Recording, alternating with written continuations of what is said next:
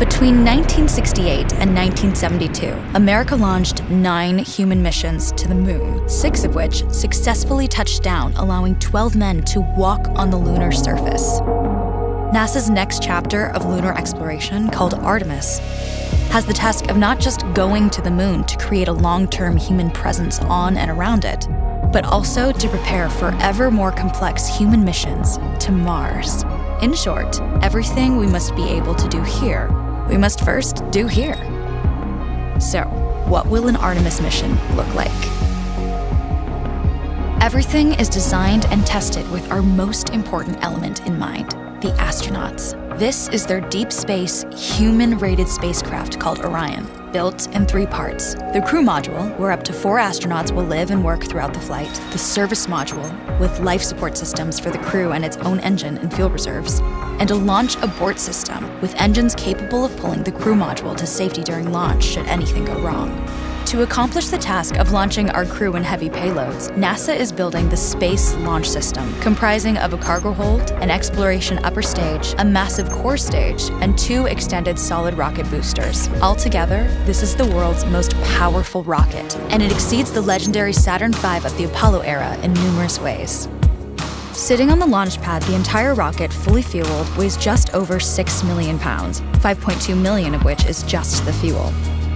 Once ignited, there is no stopping what comes next. All 4 RS-25 engines and the 2 solid rocket boosters come to life, thundering our crew upwards. 2 minutes after ignition, the solid rocket boosters are spent and released. 8 minutes after launch, the core stage is depleted and separated. The upper stage fires briefly, placing Orion into a parking orbit around the Earth. Here, the crew reconfigure the spacecraft and check systems to confirm everything is ready for deep space travel. With a go from mission control, the crew reignite the exploration upper stage engines to leave Earth entirely. The exact timing of this maneuver is critical to reach a speed that can escape Earth's gravitational pull, but also put Orion on a course that will intersect the moon days later. Once this burn is complete, the upper stage of the SLS is jettisoned and the crew aboard Orion coast for several days toward all that awaits them at the moon.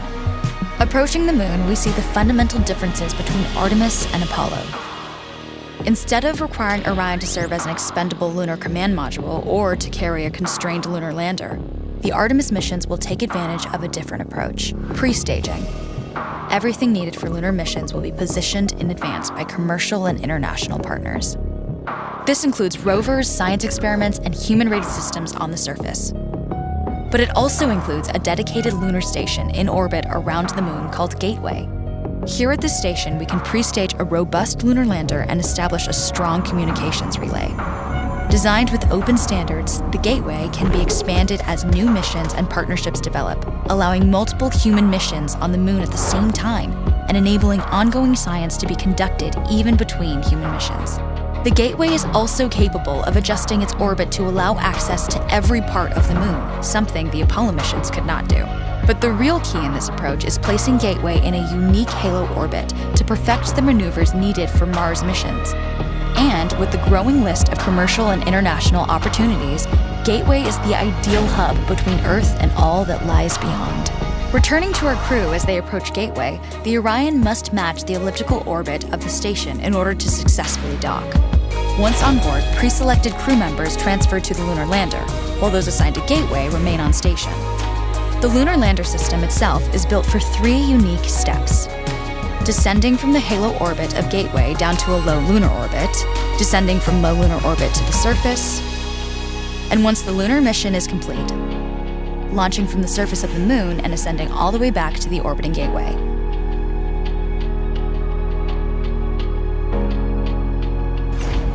Once back aboard the Orion spacecraft and undocked from Gateway, the crew fire their engine once to break out of the halo orbit and once again to sling the spacecraft around the moon, placing it on a multi-day trajectory back towards Earth. As they near the end of this journey, the service module is released, and the crew module is oriented heat shield first. Entering Earth's atmosphere at 25,000 miles per hour, the friction of air slows Orion considerably, while also subjecting it to temperatures of 5,000 degrees. With the Orion now at just 300 miles per hour, a series of parachutes uniquely tested and produced for this moment deploy, decelerating the craft to just 20 miles per hour for splashdown. With each successful mission, Artemis ushers in the next wave of men and women to explore our moon and prove that together we are ready to go beyond.